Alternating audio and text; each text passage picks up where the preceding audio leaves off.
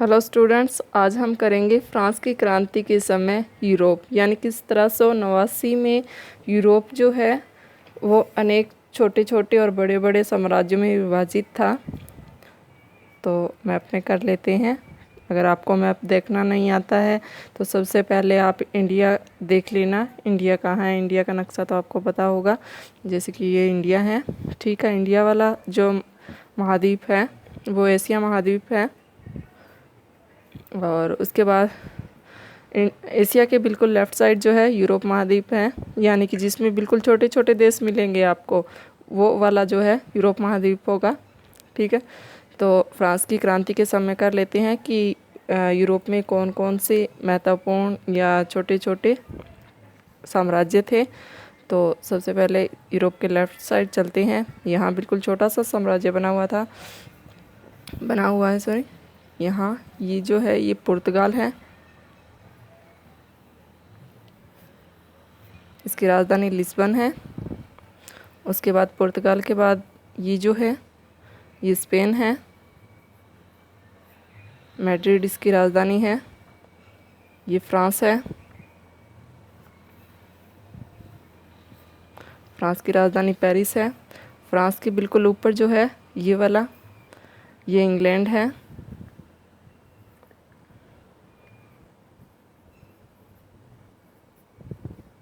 England है। England के बिल्कुल ऊपर जो है ये स्कॉटलैंड है।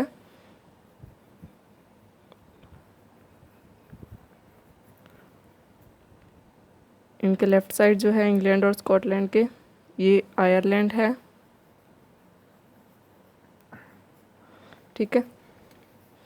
फिर यहाँ जो ये जो है ये नॉर्वे है। नॉर्वे के नीचे स्वीडन है। और स्वीडन के राइट साइड जो है ये पार्ट जो है ये फिनलैंड है।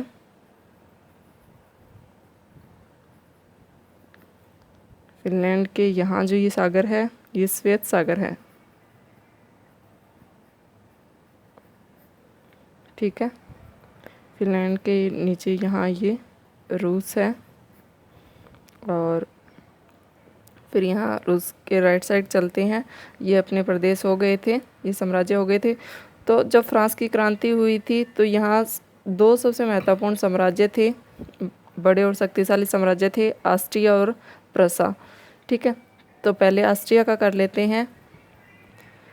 जैसे ये फ्रांस किया था, फ्रांस के पास ही क्या है, बेल्जियम है। ये नीदरलैंड, हॉलैंड, ठीक है।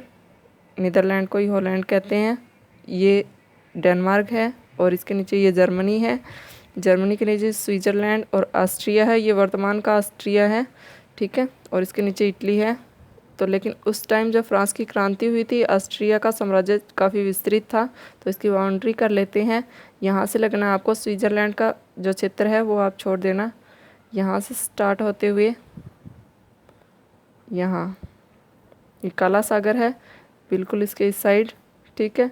और जहाँ तक इटली है बिल्कुल इसके सामने तक लेके आना है आपको, यहाँ तक। बिल्कुल इसको नीचे तक मत लेके जाना, यहाँ। तो यहाँ इतना साम्राज्य जो है वो ऑस्ट्रिया का था। ये ऑस्ट्रिया साम्राज्य हो गया आपका, ठीक है। इसको आप डैश लगा देना, इसके अंदर डैश डैश साइन द्वारा प्रदर्शित कर सकते हो। उसके बाद बचा हमारा प्रसा। तो प्रसा में ये बेल्जियम का जो क्षेत्र है इतना तो ये शामिल था, पूर्वी और पश्चिमी प्रसा था। और यहाँ पोलैंड का कुछ क्षेत्र जो है यहाँ इतना ये, ठीक है। ये दोनों जो है ये प्रसा साम्राज्य के अंग थे, ठीक है। फिर यहाँ प्रसा के और जर्मनी के और ऑस्ट्रिया के कुछ क्षेत्र जो है वो रोमन साम्राज्य में शामिल थे। यहाँ ऐसे करके आप ऐसे बाउंड्री बना देना, बिल्कुल गोल मत बनाना, थोड़ी टेढ़ी मेढ़ी बना देना, जिग जैग लाइन जो है वो। तो ये साम्राज्य जो है ये हमारा हो गया पवित्र रोमन साम्राज्य। यहाँ लिख देते हैं इसका नाम,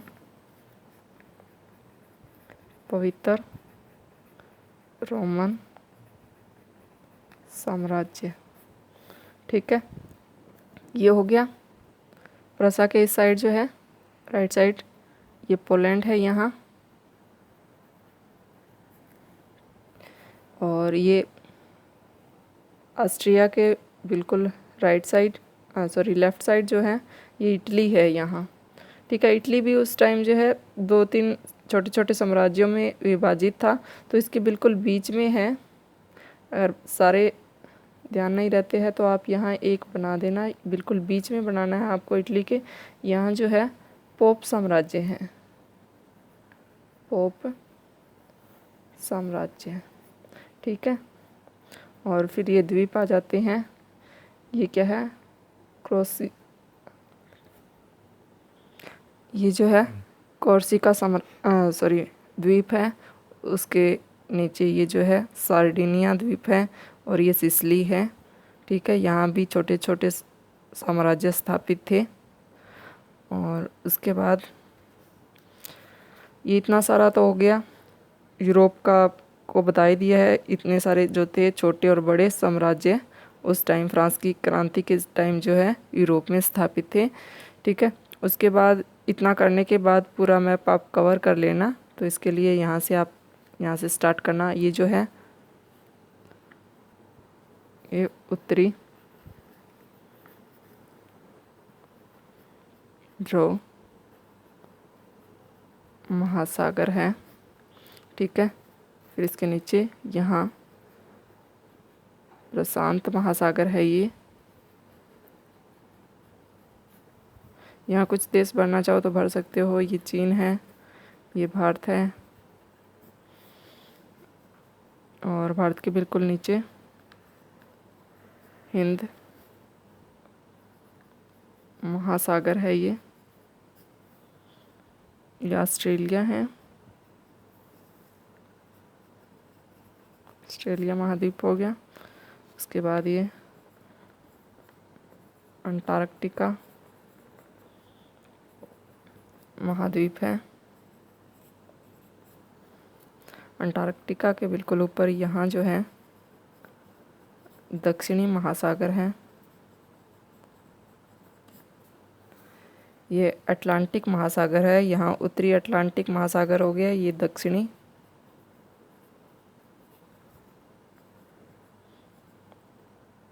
अटलांटिक महासागर हो गया। ठीक है, ये जो है इस साइड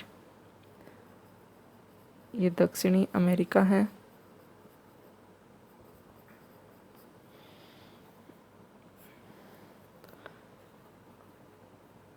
ये उत्तरी अमेरिका है। ये कनाडा है, ये अलास्का है, ये ग्रीनलैंड है। ठीक है, और ये और भर देना, ये अफ्रीका है यूरोप के बिल्कुल नीचे। ठीक है, इतना कवर करने के बाद आप बनाओगे संकेत।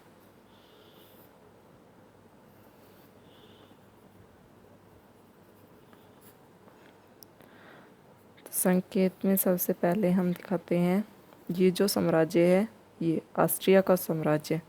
ठीक है, इसको हमने डैश डैश से दर्शाया है। डैश डैश से हमने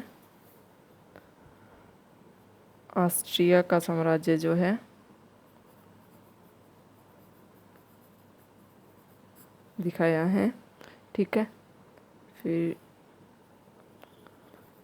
डार्क जो पार्ट है उसमें हमने प्रसा साम्राज्य दिखाया है, और लाइन से जो है हमने यहाँ बीच में ये जो बनाई थी ये हमारा पवित्र रोमन साम्राज्य।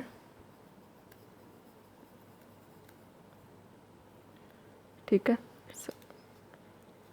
तो इतना आप ज़रूर बना के आओगे। अगर आपने मैप भर दिया है तो संकेत आपको बनाना ही बनाना है। ठीक है, और एक काम ये करना, आप यहाँ नॉर्थ लिख देना।